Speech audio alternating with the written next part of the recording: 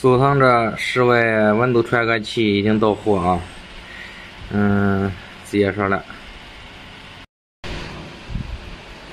这个传感器是在这个位置的。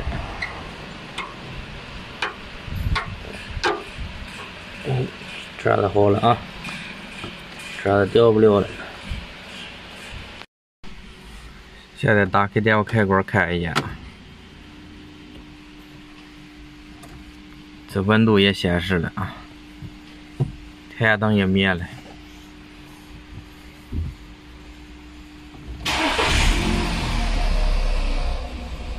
着车开空调，内循环也恢复正常了，原来没有内循环。